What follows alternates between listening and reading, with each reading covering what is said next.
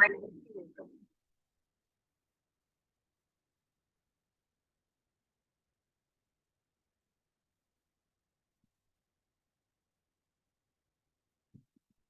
morning to all. Welcome to Suresh Canbia University. Today we are going to read what is pipelining and what is instruction pipelining. ठीक है, तो सबसे पहले इससे पहले pipelining पढ़ने से पहले हम देखते हैं कि हमने लास्ट क्लास में क्या किया था। लास्ट क्लास में हमने देखा था कि एड्रेसिंग मोड्स क्या होते हैं, वेरियस ऑपरेशंस क्या होते हैं, कितने टाइप्स के होते हैं, ठीक है, उनको किस तरह से परफॉर्म किया जाता है। ओके, अब आज हम लोग देख रहे हैं कि what is pipelining. Okay, so pipelining is used in advanced microprocessors where the microprocessor being executing a second instruction before the first has been completed। ठीक है, क्या मतलब हुआ इसका? मतलब ये हुआ कि सेकंड इंस्ट्रक्शन स्टार्ट करने से पहले ही, मतलब सेकंड फर्स्ट इंस्ट्रक्शन खत्म होने से पहले ही हम लोग सेकंड इंस्ट्रक्शन अगर एग्जीक्यूट कराना या उस पर वर्क करना स्टार्ट कर दें तो दैट इज योर पाइपलाइनिंग।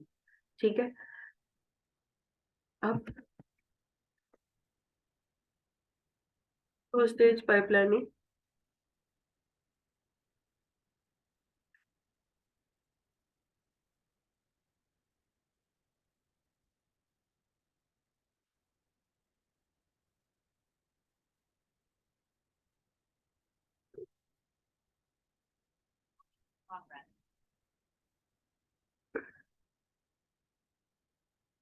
ठीक है, टू स्टेज इंस्ट्रक्शन पाइपलाइनिंग क्या होगा इसका?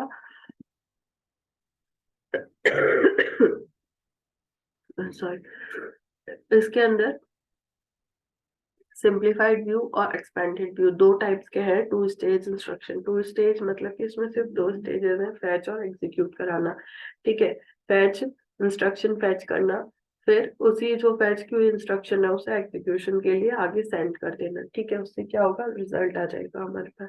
तो ये तो सिंप्लीफाइड वर्जन है, या फिर यूं कहें कि ये एकदम जो आउटपुट जो बाहर जो किसी भी यूजर को देखने से समझ में आता है, दैट इज वो वाला व्यू है। ठीक है, लेकिन अगर हम एक्सपेंडेड व्यू के ये इतनी ही वर्किंग के इतनी ही प्रोसेस के अंदर क्या क्या वर्किंग करता है तो उसके अंदर देखते हैं कि वो और भी कई सारे वर्क्स करता है। लाइक जब फैच इंस्ट्रक्शन होता है तो इंस्ट्रक्शन फैच करता है। ठीक है, इंस्ट्रक्शन फैच करने के लिए अगर कोई इंस्ट्रक्शन फ्री है तो वो उसको फैच कर लेता है, अदरवाइज उसे वेट करना पड़ता है, तो वो वहां पे ठीक है वेट करता है। उसके बाद उस इंस्ट्रक्शन को आगे एग्जीक्यूट कराने के लिए सेंड कर देता है। फिर अगर अगर एग्जीक्यूट वाले पार्ट पर इंस्ट्रक्शन फ्री होगी, फैच वाले में अवेलेबल होगी, तभी तो वो एग्जीक्यूट के लिए अवेलेबल होगी। तो एग्जीक्यूट अगर नहीं मिलती है एग्जीक्यूशन वाले फेज में इंस्ट्रक्शन, तो वो उसे भी वेट करना पड़ता है। ठीक है, फिर वो न्यू एड्रेस सेंड करता है जो एग्जीक्यूट करता है। ओके, तो इस तरह से ये इंस्ट्रक्शन पाइपलाइनिंग में एक्सपेंडेड फॉर्म में व्यू रहता है इसका। अब सिक्स स्टेज इंस्ट्रक्शन पाइपलाइनिंग क्या होगी, जो इसका एक्सपांडेड मतलब बेसिकली जो इंस्ट्रक्शन पाइपलाइनिंग है वो किस तरह से वर्क करता है, ये वाली चीज है। ठीक है, तो इसमें कई सारे पार्ट्स होते हैं। First is fetch instruction, then decode instruction, calculate operands. ठीक है, अब अनकंडीशनल, इसमें ब्रांच भी होती है। ब्रांच, अब अगर ब्रांचिंग है, ठीक है, अनकंडीशनल है तो यस, अगर है तो फिर उसे वापस प्रोग्राम काउंटर के पास भेज दिया जाता है, अगर नो तो फैच ऑपरेंड किया जाता है। ठीक है, अभी तक तो क्या इंस्ट्रक्शन के ऊपर वर्किंग हो रही थी, अब operand, fetch operand, then execute instruction and write operands. ठीक है, ब्रांच और इंटरप्ट, अगर कोई इंटरप्ट है तो अपडेट पीसी। ठीक है, प्रोग्राम काउंटर पे, पीसी हम पहले ही पढ़ चुके हैं कि किस टाइप का रजिस्टर है, प्रोग्राम काउंटर है ये। ओके, और अगर नहीं है, कोई इंटरप्ट नहीं है, तो वो वापस से इनिशियल फर्स्ट स्टेज पे पहुंच जाता है फैच इंस्ट्रक्शन के पास। ठीक है,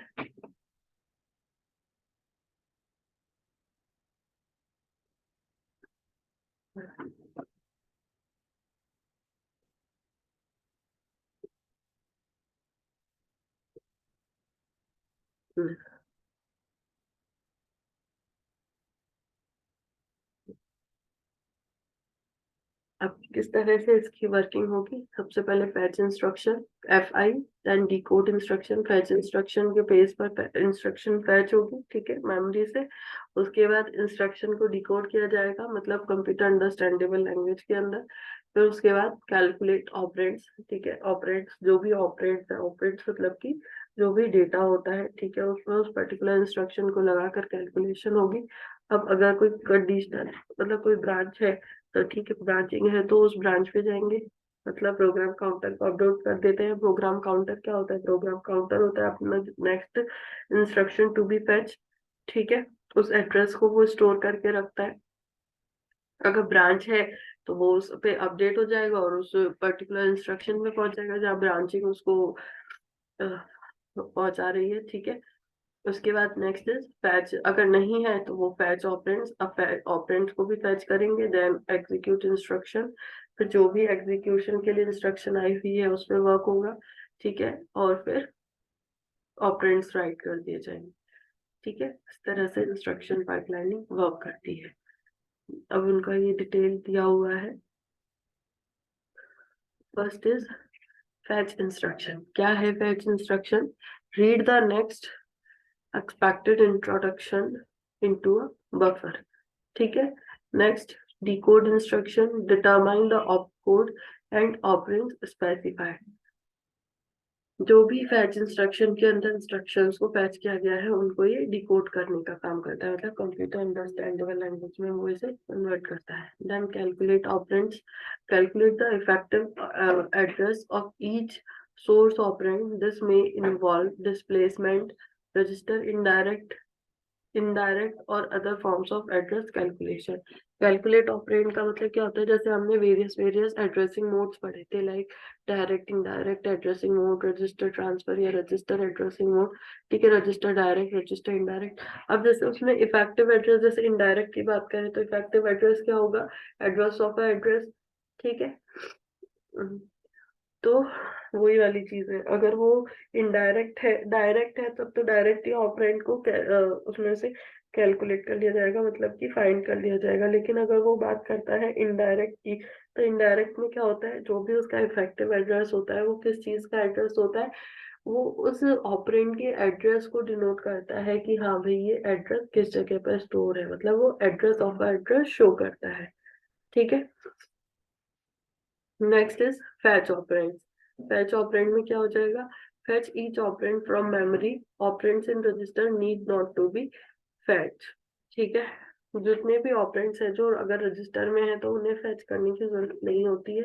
अगर कोई ऑपरेंड मेमोरी में है तो सिर्फ उन्हीं कोई मेमोरी से ही फैच किया जाता है, ठीक है। Execute instruction, perform the indicated operation and store the result in any in the specified destination operand location, and write operand मतलब store result in memory, okay। types of hazards, hazard, resource, data and control। अब hazard किस किस form में हो सकता है, किस किस चीज के लिए hazard हो सकता है, या उससे पहले हम देखते हैं कि hazard होता क्या है। hazard मतलब कि कोई भी प्रॉब्लम, ठीक है, कोई भी प्रॉब्लम अगर हमें वर्क करते समय अपने सिस्टम से रिलेटेड होती है तो वो तो किस किस टाइप की हजार्ड्स हो सकती है। अगर हम कंप्यूटर की बात करें तो वेरियस 3 टाइप्स की हजार्ड्स हो सकती हैं, रिसोर्स, डेटा एंड कंट्रोल, ठीक है। रिसोर्स से रिलेटेड हजार्ड, या डेटा से रिलेटेड हजार्ड, या कंट्रोल से रिलेटेड। अब फर्स्ट है रिसोर्स हजार्ड्स। रिसोर्स हजार्ड्स क्या क्या हो सकती हैं?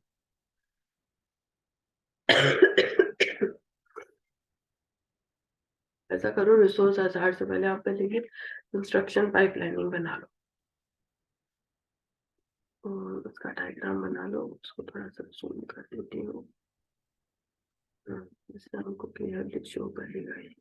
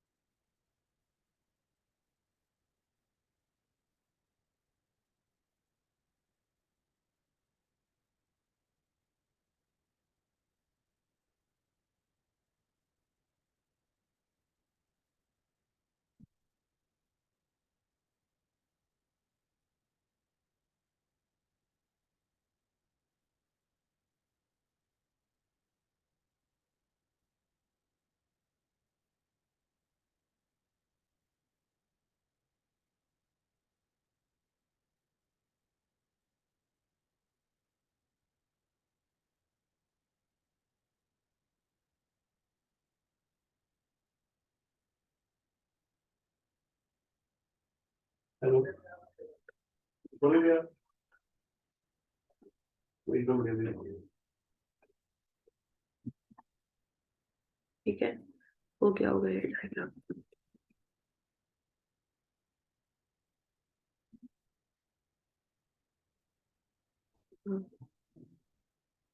फर्स्ट हम लोग कर रहे थे रिसोर्स हजार्ड। रिसोर्स हजार्ड में क्या है फर्स्ट पॉइंट?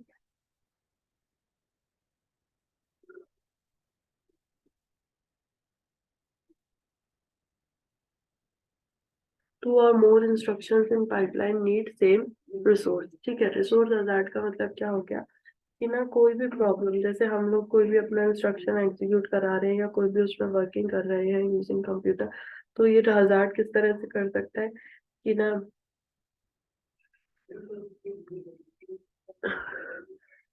दो इंस्ट्रक्शंस पाइपलाइनिंग में, दो इंस्ट्रक्शंस एक साथ वर्क कर रही हैं और उनको सेम रिसोर्स की रिक्वायरमेंट हो गई, सेम रिसोर्स की नीड हो गई, तो ये क्या हो गया? रिसोर्स हजार्ड हो गया। मतलब एक तरह से कह सकते हैं कि यहाँ पर ये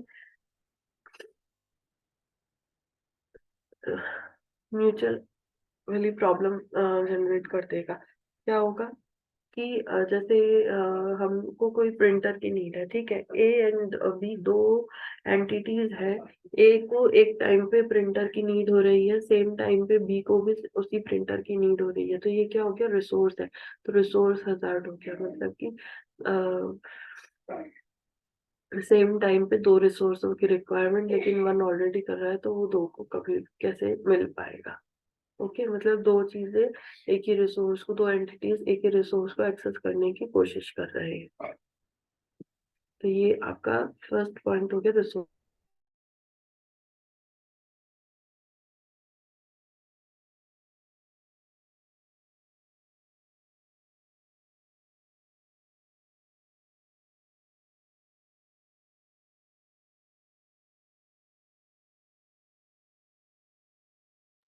executed in serial rather than parallel for part of pipeline. ठीक है, also called structural hazard. For example, assume simplified 5-stage pipeline. Each stage takes one clock cycle. Ideal case is new instruction enters pipeline. Each clock cycle assume main memory has single ports.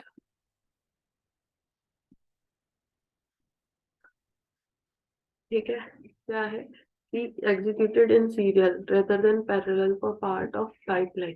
इसके अंदर ये pipelining में तो क्या होता है, parallelly work करते हैं, मतलब कि दो इंस्ट्रक्शन एक साथ काम कर सकते हैं, ठीक है, लेकिन ये क्या करता है? सीरियल में काम करता है। मतलब अगर किसी रिसोर्स की बात करें तो एक रिसोर्स पे एक टाइम पे एक ही एंटिटी वर्क कर सकती है, ना कि दो। ठीक है, तो इसलिए इसे क्या बोलते हैं? स्ट्रक्चरल हजार्ड भी कहते हैं। For example, assume simplified five stage pipeline. ठीक है, तो ये हो गया आपका resource hazard. Next is data hazard. Data hazard में क्या होगा? Attempt to use item before it is ready. Instruction depends on result of prior instruction still in pipeline. क्या हो गया डेटा हजार्ड? मतलब क्या इसमें प्रॉब्लम हो सकती है? इसके अंदर प्रॉब्लम ये है फर्स्ट कि अगर कोई भी डेटा या यूं कहें कि डेटा प्रोसेस होकर इंफॉर्मेशन में कन्वर्ट हो जाता है, तो ठीक है, उसको वो पूरी तरह से प्रिपेयर होने से पहले ही उसको यूज करने की कोशिश करते हैं, जिससे क्या होता है? वो प्रॉपर उस वर्क नहीं कर पाता। साथ के साथ instruction depends on result of prior instruction. ठीक है, जैसे नेक्स्ट इंस्ट्रक्शन कोई भी परफॉर्म करानी है तो वो कब तक वेट करेगी? जब तक पहले वाली प्रॉपर फिनिश नहीं हो जाएगी। ठीक है, मतलब पहले जो पाइपलाइनिंग में ऑलरेडी वर्क कर रही है उन इंस्ट्रक्शन के फिनिश होने का या उसके रिजल्ट के ऊपर कंप्लीटली डिपेंडेंट रहेगी। ठीक है, अब डेटा हजार्ड भी आगे कितने टाइप के होते हैं? RAW, WAR and WAW। अब ये क्या चीजें होती हैं? सबसे पहले RAW मतलब रीड आफ्टर राइट। ठीक है, first type of data hazard is read after right, मतलब RAW। So first is, it is also known as true dependency. किस तरह से true dependency? An instruction modifies a register or memory location. ठीक है, an instruction modifies a register or memory location.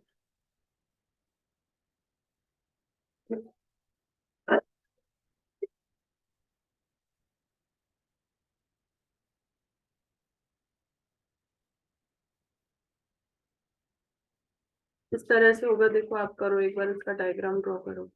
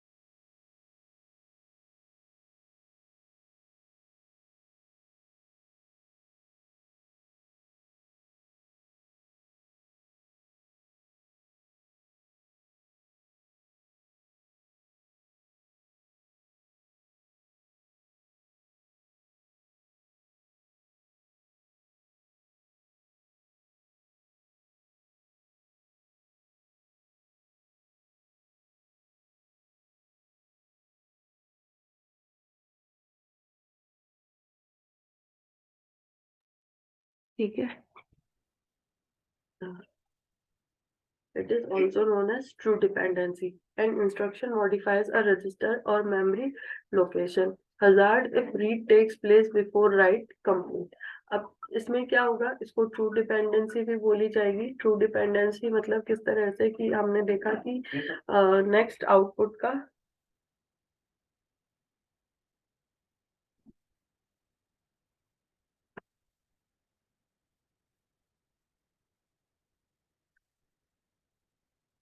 Next input, मतलब दो instructions काम कर रही हैं तो फर्स्ट का आउटपुट दूसरे के लिए एज एन इनपुट वर्क करेगा। ठीक है, तो ये क्या होगी, डिपेंडेंसी होगी, इसलिए इसे ट्रू डिपेंडेंसी बोला गया है। अब हजार्ड कैसे होगा, जैसे सपोज रीड और राइट दो ऑपरेशंस परफॉर्म कराने हैं। ठीक है, तो रीड और राइट करवाने हैं। ठीक है, तो जो रीड वाला ऑपरेशन है वो पहले वर्क करेगा बिफोर राइट, तो ये हजार्ड होगा, क्योंकि जब पहले रीड ही नहीं किया गया तो सॉरी राइट ही नहीं किया गया तो वो रीड कैसे कर लेगा, ये वाली चीज है। ठीक है, एक बार इसमें देख लो डायग्राम में भी ये किस तरह से आपको बोल रहा है। हाँ hello.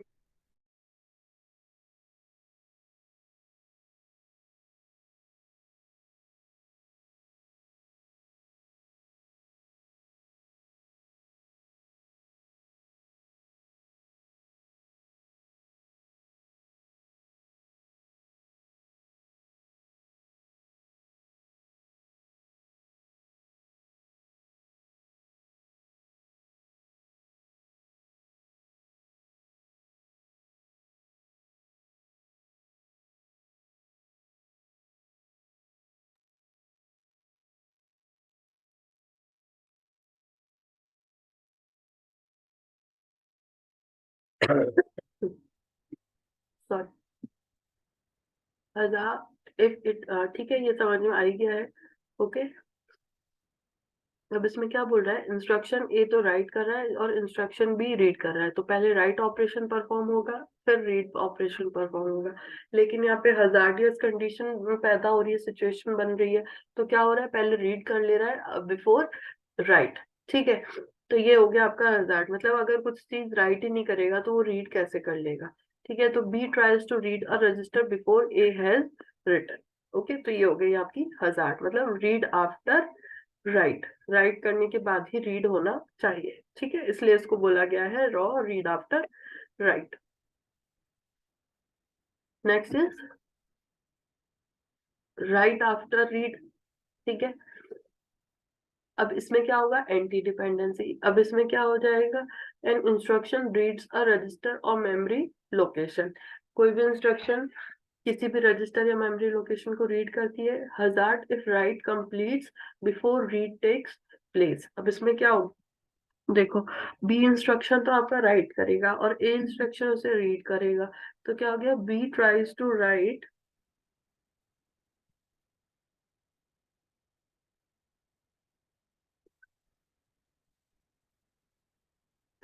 B tries to write a register before A has read it. In case A uses the new incorrect value. अब इसके अंदर क्या होगा, राइट आफ्टर रीड, मतलब कोई भी इंस्ट्रक्शन रीड कर ले उसके बाद ही नेक्स्ट इंस्ट्रक्शन राइट होगी। लेकिन यहाँ पे क्या कर रहा है कि फर्स्ट इंस्ट्रक्शन तो रीड हुई नहीं, उससे पहले सेकंड इंस्ट्रक्शन को राइट कर दे रहा है। तो ये क्या हो गया, एंटी डिपेंडेंसी। ठीक है, तो B tries to write a register before A has read it. मतलब किसी भी रजिस्टर, सपोज R1 रजिस्टर है, ठीक है, उसके अंदर ऑलरेडी कोई डेटा सेव है। अब उसको पहले रीड करेंगे, रीड करने का मतलब उसको पहले ब्लैंक करेंगे। रजिस्टर R1 है, उसको खाली होगा तभी तो आप दूसरा कुछ उसके अंदर राइट कर सकते हो। तो ये हो गई प्रॉब्लम कि रीड करने से पहले उसमें राइट करनी करता है। ठीक है, तो ये आपका हजार्ड हो गया। नेक्स्ट है राइट आफ्टर राइट। ठीक है, क्या हुआ ये, आउटपुट डिपेंडेंसी। मतलब two instruction both write to same location. पहले में क्या था, इंस्ट्रक्शन रीड्स अ रजिस्टर और मेमोरी लोकेशन, उससे पहले इंस्ट्रक्शन मॉडिफाइज अ रजिस्टर और मेमोरी लोकेशन। अब यहाँ पर है two instruction both write to same location, मतलब दो इंस्ट्रक्शन है, वो एक साथ एक ही जगह लिखने की कोशिश करते हैं। वही वाली रिसोर्स जैसे हमने देखा था कि सेम जगह पे जब एक रजिस्टर ऑलरेडी उसमें कुछ लिखा हुआ है तो वो जब तक खाली नहीं होगा दूसरा कैसे उसमें कोई कुछ लिख देगा। तो क्या है, यहाँ पे डायग्राम में देख के क्या समझ में आ रहा है कि इंस्ट्रक्शन बी भी सेम जगह पे राइट करना चाह रहा है और ए भी। तो B tries to write an operand before A has written it. मतलब एक इंस्ट्रक्शन, फर्स्ट इंस्ट्रक्शन ए है और सेकंड बी है, जब तक ए राइट नहीं कर लेगा तो बी राइट नहीं कर सकता। तो इसमें बोल रहा है B tries to write an operand before A has written it. After instruction B has executed the value of the register should be B is result but A is result.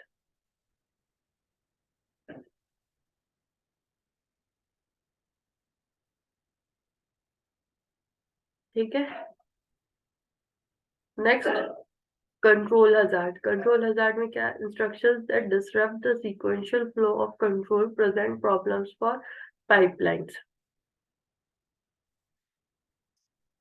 इसमें control से related है कि इसको क्या बोलते हैं, branch hazard भी बोलते हैं। ब्रांच हजार्ड मतलब ब्रांच जहां पर कंट्रोल का मतलब क्या होता है, वही है जैसे कोई सीधा सीधा कोई इंस्ट्रक्शन, सेट ऑफ इंस्ट्रक्शन आपका एग्जीक्यूट हो रहा है इन सीक्वेंशियल फ्लो। ठीक है, लेकिन कोई ऐसी इंस्ट्रक्शन आ जाती है जो कि उस सीक्वेंस को इंटरप्ट कर देती है, किसकी वजह से, यूजिंग एनी ब्रांच। तो वो क्या हो गया आपका ब्रांच हजार्ड। ब्रांच हजार्ड को और क्या बोलते हैं, ब्रांच हजार्ड को बोलते हैं control hazard. Control hazard occurs because the PC following a control instruction is not known until control instruction computes if branch should be taken or not। ठीक है, सॉरी।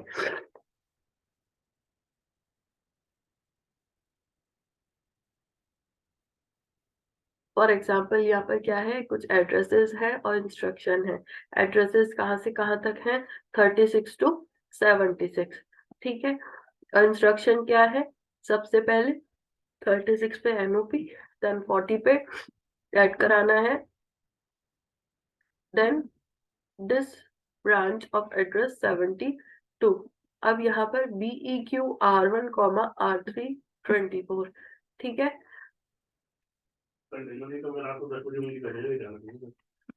मेरे को अमन अमन करना पड़ेगा मेरे को।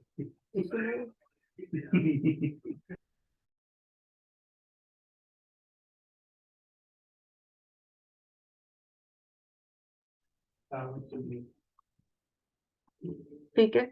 दिस ब्रांचेस टू एड्रेस 72, कौन सी, जो 44 एड्रेस पे जो लिखा हुआ है, ठीक है, यहाँ पे इंस्ट्रक्शन है BEQ। अब नेक्स्ट है, अब we execute all these if R1 is not equals to R3, ठीक है। अदर इंस्ट्रक्शंस को तभी एग्जीक्यूट करेंगे अगर R1 is not equals to R3 है, और 72 वाली को जब भी इक्वल करेंगे, जब भी एग्जीक्यूट करेंगे जब R1 is equals to R3 है, ठीक है। ऐसा क्यों? क्योंकि यहाँ पर जो 44 है, यहाँ पर इसने इंस्ट्रक्शन यही दी है कि जब मतलब branch to 72 address, okay. Follow the instructions if branch is taken, अगर ब्रांच लेते हैं तो 36, 40, 44 इनको भी एग्जीक्यूट किया जाएगा। अगर ब्रांच नहीं लेते हैं तो 36, 40, 44 इनको एग्जीक्यूट किया जाएगा, ओके।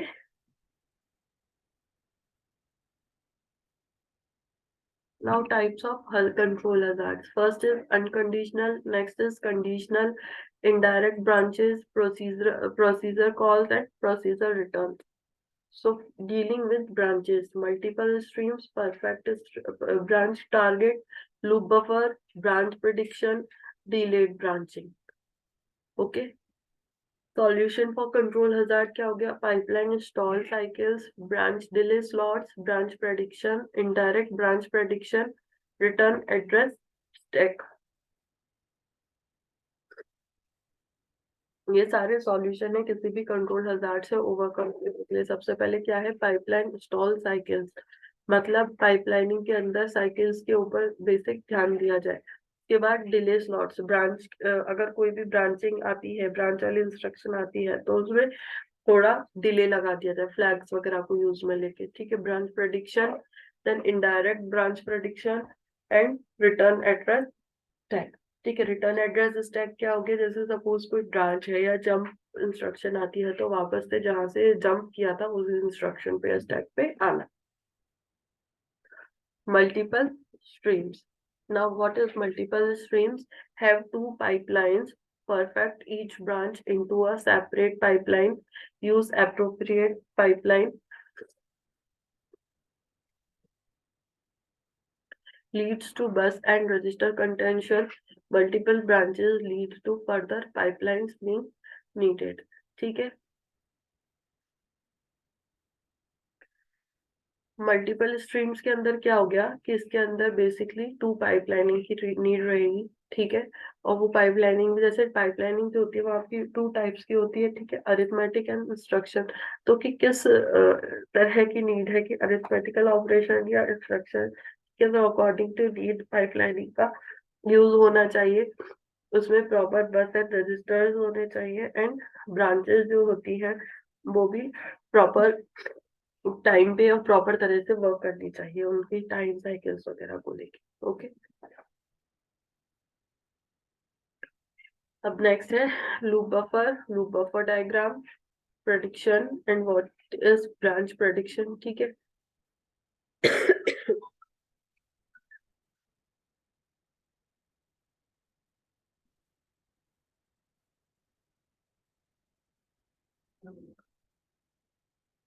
ये हो गया परफेक्ट ब्रांच टारगेट, ठीक है, कि prefetch branch target. Target of branch is prefetched in addition to instructions following branch, ठीक है। Keep target until branch is executed, used by IBM 360/191, ठीक है। सबसे पहले किसने यूज में लिया था? IBM ने लिया था 360/91। और इसके अंदर क्या होता है? Target of branch is prefetched in addition to instructions following branch. कोई भी ब्रांच को पहले ही फैच कर लिया जाता है, जिससे कि उसको नेक्स्ट जो भी इंस्ट्रक्शन या ऑपरेशंस को परफॉर्म कराना होता है वो प्रॉपरली वर्क कर सके। ठीक है, लूप बफर इसमें क्या होता है, very fast memory maintain by fetch stage of pipeline, इसको फैच स्टेज ही मेंटेन करता है लूप बफर को। Check buffer before fetching from memory,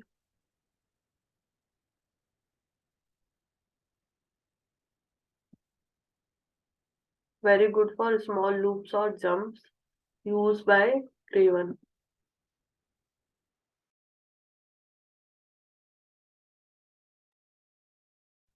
ठीक है, इसको क्रेवन ने यूज में लिया था।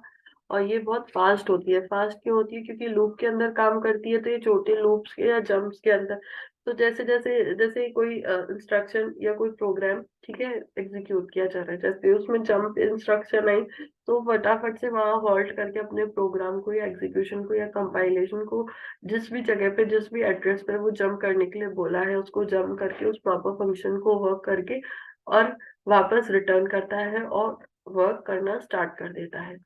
ठीक है, कैसे है ब्रांच एड्रेसेस। ठीक है, branch address loop buffer instruction to be decode in case of hit. क्या हुआ, ब्रांच एड्रेस, ठीक है, ब्रांच में क्या होता है, या तो यस या फिर नो। अब अगर यस है तो हिट कर गया, मतलब हिट कर गया तो उस पर्टिकुलर जिस भी ब्रांच पे जिस पे भी वो गया है पीसी पे, मतलब कि नेक्स्ट जिसको भी एग्जीक्यूट कराना है, तो उसे वो डिकोड करेगा अंडरस्टैंडेबल लैंग्वेज में और फिर उस पर वर्क करेगा। ठीक है, और जैसे ही उसको फिनिश कर देता है, वो रिटर्न कर जाता है अपने प्रीवियस एड्रेस पे। Okay, prediction easy to fetch multiple instructions per cycle, essentially speculating on sequential flow। Jump में क्या होगा, unconditional change of control flow. ठीक है, ब्रांच में क्या होगा, conditional change of control flow. Jump में क्या होगा, आपके पास कोई कंडीशन नहीं होगी, आपको जंप करना है तो करना ही है। लेट सपोज आप 29 एड्रेस पे वर्क कर रहे हो और करते करते आपके पास 30 एड्रेस पे आता है कि जंप ऑन 45, तो आपके पास कोई कंडीशन नहीं है कि करे कि नहीं करे, you have to just jump on address 45। But if we talk about branch, then you have two options, yes or no। Okay, so it is conditional change of control flow, so taken typically approx 50% of the time in applications backward and forward। ठीक है, ये है। What is branch prediction? In a computer architecture, a branch predictor is a digital circuit that tries to guess which way a branch will go before this is known as definitively। The purpose of the branch predictor is to improve the flow of instruction pipeline। ठीक है, अगर किसी भी execution के time पे या digital circuit के अंदर कोई ब्रांच होता है, तो किस जगह से स्टार्ट होने वाला है, क्या कहाँ पर जंप, मतलब वर्किंग क्या क्या कंडीशन देने वाला, तो ये सारा ब्रांच प्रेडिक्शन के अंदर आ जाता है। तो ये दो टाइप की होंगी, static branch prediction and dynamic branch prediction. Static branch prediction के अंदर क्या होगा, some branch instructions predicted as taken and others are not taken.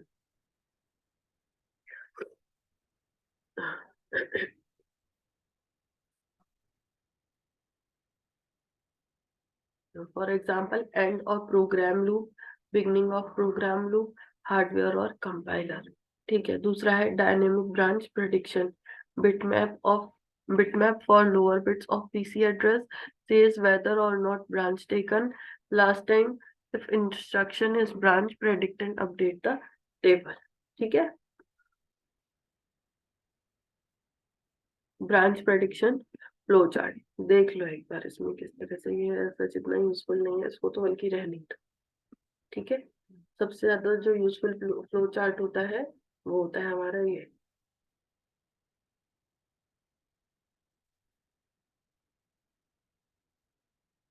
Okay, thank you.